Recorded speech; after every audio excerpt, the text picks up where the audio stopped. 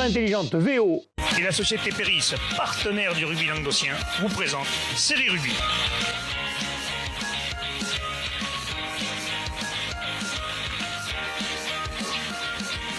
Bonjour mesdames, messieurs, bienvenue à Série Rugby, votre émission sur rugby amateur, de la régionale à la fédérale. Avec mes chers chroniqueurs, salut Joss. Salut Alain, ça va? Arrête de faire l'andouille, tu me feras pas rater mon lancement.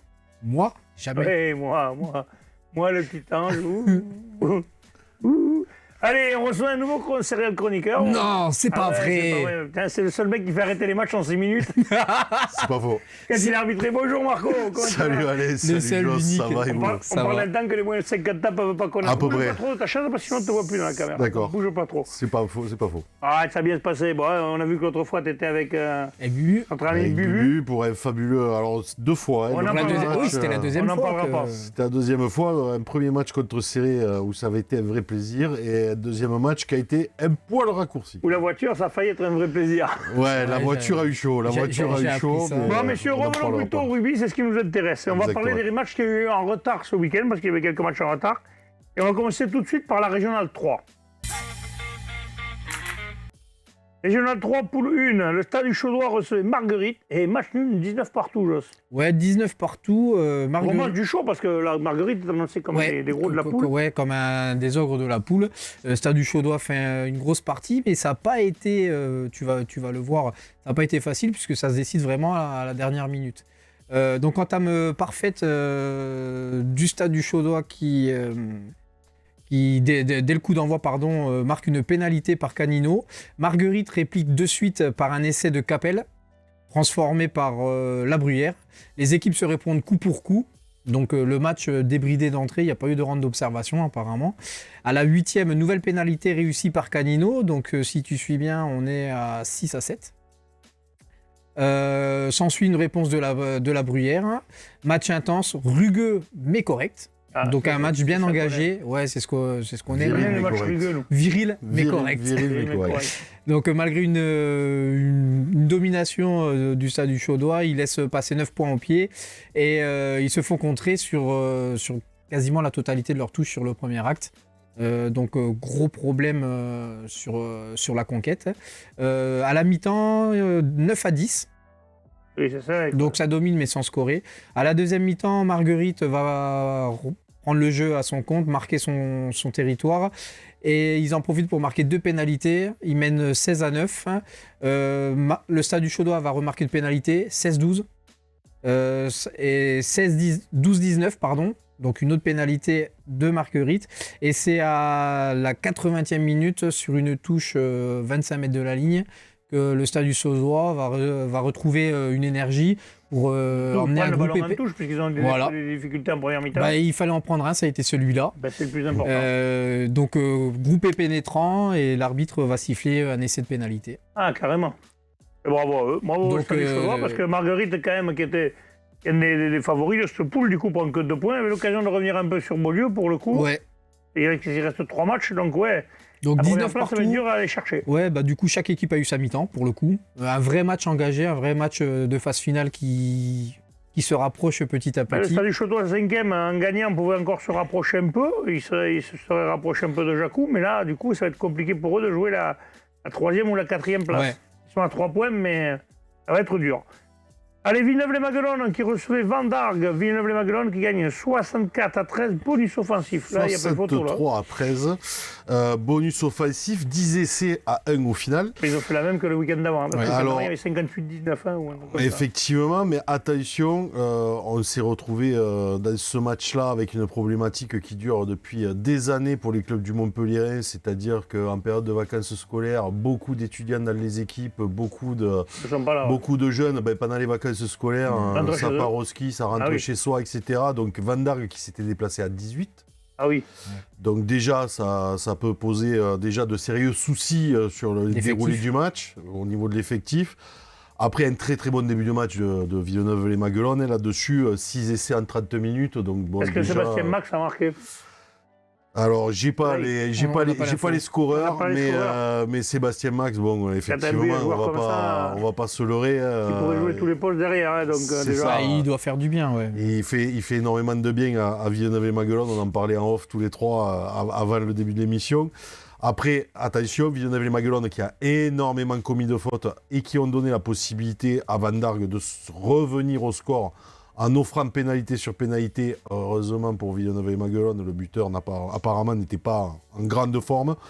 Et après, effectivement, le banc de Villeneuve-les-Maguelones au complet qui est rentré, qui a planté 4 essais supplémentaires, donc un score de 10 essais à 1 au final. Oui.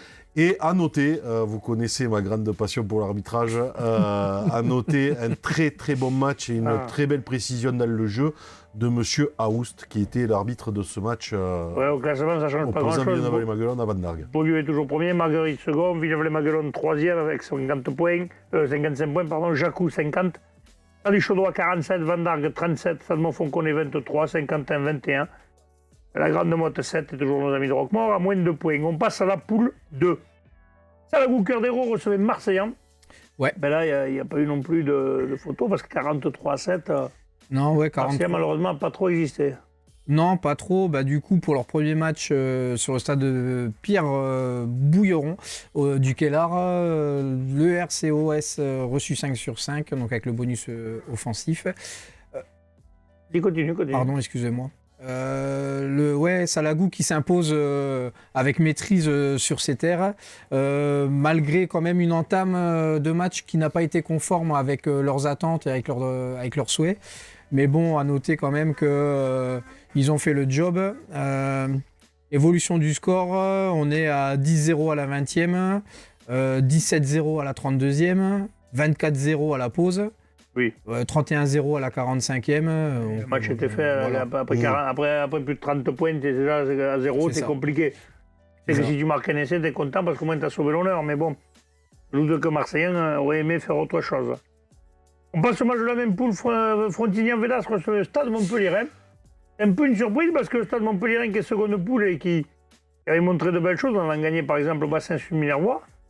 Eh bien, c'est cassé les dents, hein, Frontignan-Védas. Effectivement, le Stade Montpellier. Frontignan-Védas, ça fait un gros match pour les matchs. Oui, Frontignan-Védas, ça fait un gros match, mais le Stade Montpellier est allé là-bas avec de grosses ambitions et en est sorti un peu douché parce que déjà d'une, Frontignan-Védas n'avait pas le droit de se rater sur ce match-là puisqu'il prétendait à la qualification.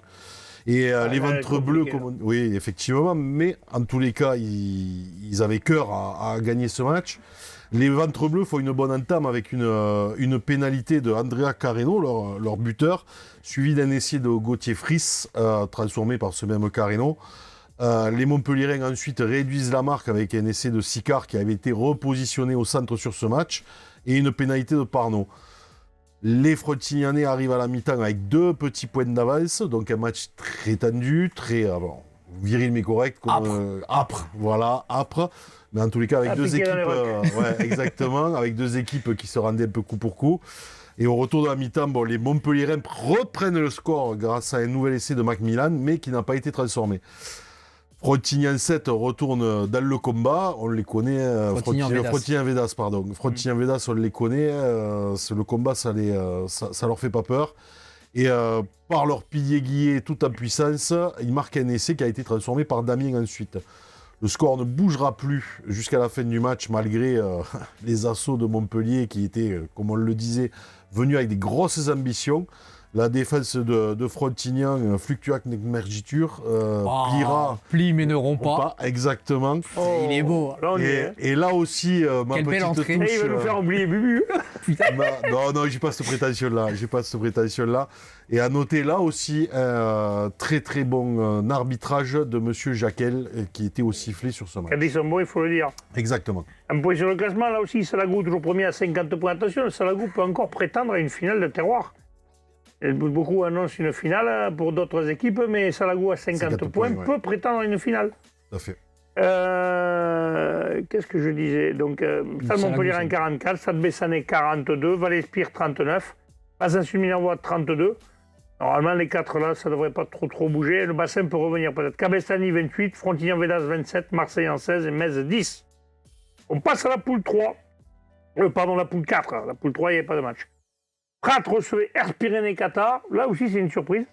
Prat 7e fait tomber le co-leader. Ouais. Parce que Pyrénées-Qatar ont été co-leader de cette poule avec Limoux, a été leader. Et 29-23.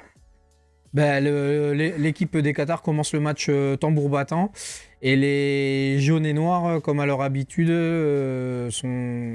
Pardon, excusez-moi. Comme à leur habitude, sont vite menés 0-10 à la 6e. Ils sont aussi très sanctionnés et concèdent 5 pénalités dans le même temps, donc compliqué.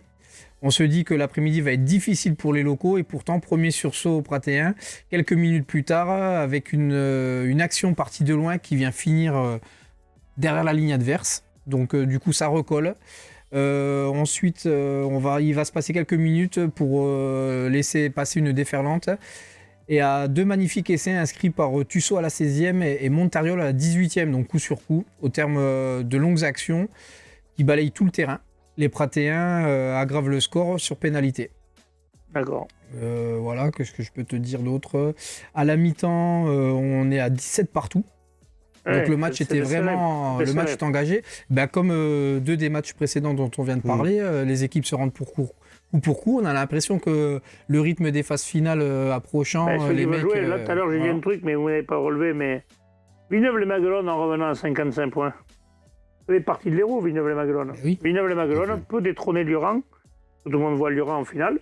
Et on peut avoir une finale Beaulieu-Villeneuve-les-Maguelones. Parce qu'ils ont 55 points aussi. Ça fait. À voir. Oui, on va voir. Il reste... on va avoir 3 matchs qui restent là pour voir voilà. qui va... Celui qui va faire un peu le plein de points. Ouais, là tous les points vont compter, donc... Non, et puis ces matchs en retard, ça donne l'opportunité au club d'aller marquer des points et de récupérer du retard. J'espère qu'une chose, c'est qu'ils ne seront pas égalité de points à la fin pour pas qu'il y ait un départagé sur des cartons rouges ou sur des conneries. Ça serait dommage. Ça serait dommage. Quand tu te fais... joue pas une finale parce que si la saison se joue, que ta saison se joue sur ouais, c'est moche. Après, ça fait partie du jeu. On le sait tous.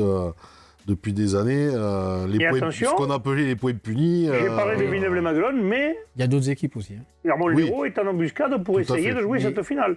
Donc attention, ça joue sur 4 clubs. Les seuls qui sont sûrs de la jouer, au jour d'aujourd'hui, c'est Beaulieu à 66 points. Oui. Beaulieu qui sont donc Beaulieu ne connaît pas encore son adversaire, mais ça peut être soit Lyon, soit 2 autres équipes des 2 autres poules. Donc c'est serré quand même. Ouais. Allez, un point sur le classement, Limoux premier à 51, Spirénac-Qatar 48, Villeneuve 47, La Barguilière 42, Castelnau-Bastide 37, Mazères 32, Prat 14, Ossala-Castillon 8 et Villeneuve-la-Comtale 7. On passe à la Régionale 2. La poule 1 de Régionale 2, il y avait un match en retard. Lunel recevait Montaillac-Montali. Montaillac-Montali d'ailleurs, un petit clin d'œil, ils auront le...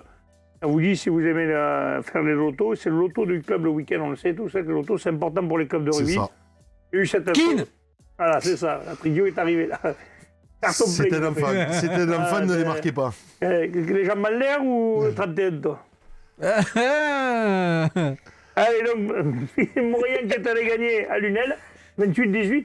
Ouais, avec une très très grosse entame de Montaillac-Montali qui marque une pénalité dès les premières minutes de jeu, mais qui malheureusement prend un essai dans la foulée. Alors Montaillac, on connaît leur vertu. Le contre, ouais. Effectivement, on connaît leur vertu guerrière à nos amis montaillagnais. Ils sont remontés comme des pendules sur cet essai et ils remettent la main sur le ballon 20 minutes durant. Et pendant ces 20 minutes, ils inscrivent 2 essais par Hugo Dubief et Thomas Mirabet, tous les 2 transformés par leur buteur Vivier Kobé. Après, malheureusement, Montaillac perd un tout petit peu le fil du match, commence quelques approximations, peut-être un peu de pression, et ça permet à Lunel de gentiment mais sûrement revenir au score chez eux. Et la mi-temps est sifflée sur un score de 15-17, donc sur une première mi-temps quand même qui se voit très serrée au final. L'entame de la deuxième mi-temps sera à l'avantage des Lunélois. Mais grâce à deux grosses séquences défensives de Montaillac et une grosse pression défensive de Montaillac. Je sais pas. Et il me semble que oui. Dans le style, ça y ressemble. Ils reprennent la possession. Montaillac reprend la possession du ballon. Pas Gislain, parce que Gislain n'aurait pas fait ça. Et surtout, ils reprennent l'occupation du terrain, ce qui est fort important. Et ils marquent un essai par Jérémy Gounin, qui ne sera pas transformé, et 2 pénalités par Alban Pamen en deuxième mi-temps. Et ils finissent ce match dans des conditions un petit peu dantesques et dans la boue, 18-28, avec quand même 10 points d'écart. et un énorme match, surtout des avant-Maurianais. C'est peut-être ce match qui va les propulser aussi en finale des terroirs, parce que aussi ils sont en pole position pour jouer la finale de terroir. Ouais. Oui. Par contre, dans cette poule, c'est pareil. Contre qui? Port-Tirane, Villeneuve, Murviel-Tézan, Saint-Gilles. Ces trois-là sont bien placés. Les autres sont déjà le plus distancés. Déjà, il y a 20 points d'écart pour certains. Oui, donc, oui. Donc un point sur le classement. Morillon 47, Port-Tirane, Villeneuve 37, Murviel-Tézan 37, Saint-Gilles 32, Saint-Gély-Pic-Saint-Loup 28, Nice-en-Colombier 27, Lunel 26, Bagnoles-Marcoule 25, pardon, et l'entente des trois clochers 21. Donc Morillon-Montagny devrait jouer cette finale. Le classement a bien changé. Et après, ça sera est-ce que Port-Tirane, Villeneuve ou Murviel-Tézan ou Saint-Gilles? Alors je joue entre ces quatre-là. Parce que Saint-Gilles est aux aguets quand même derrière. Saint-Gilles est aux aguets. Par le contre, Pic-Saint-Loup va recevoir Port-Tirane, on le verra vendredi, mais vous verrez qu'il y a quand même quelques belles oppositions qui vont peut-être faire que.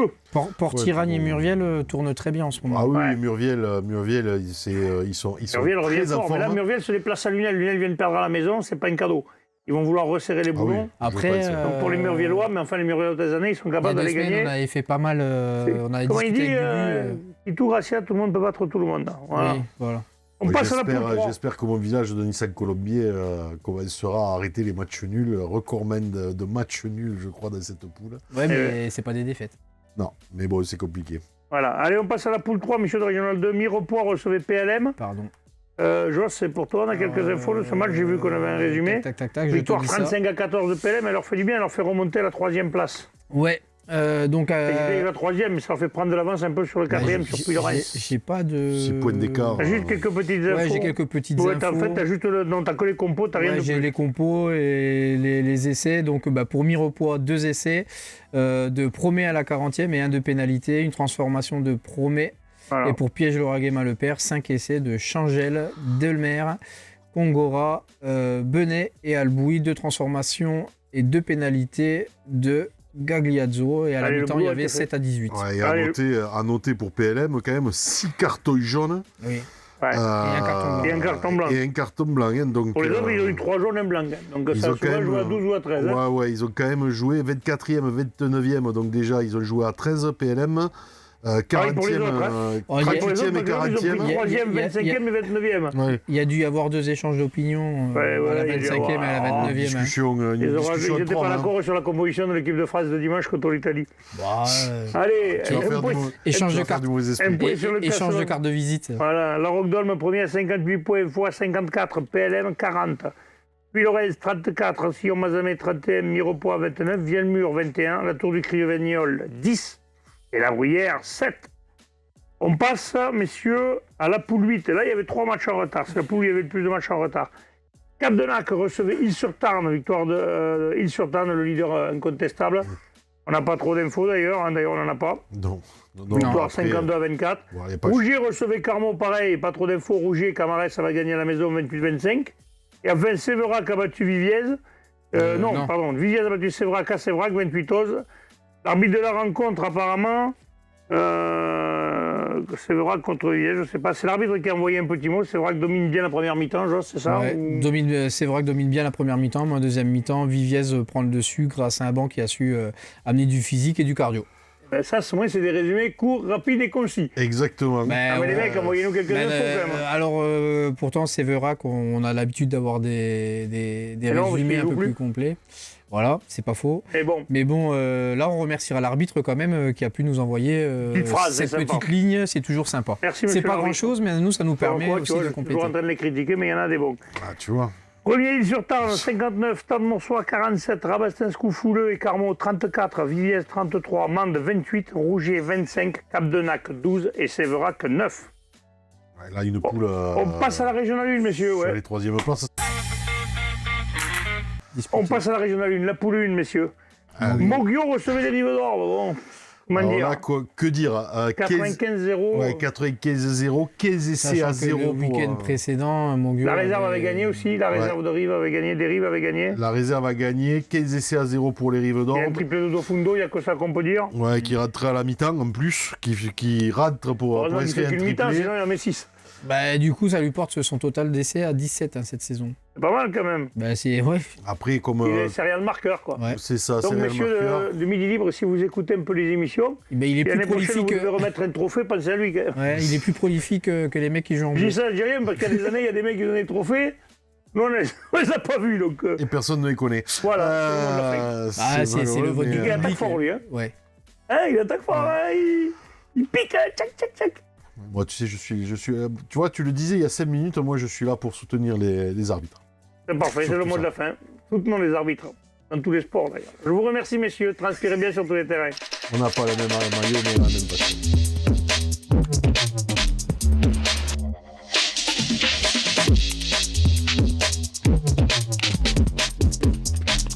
Caméra intelligente, VO.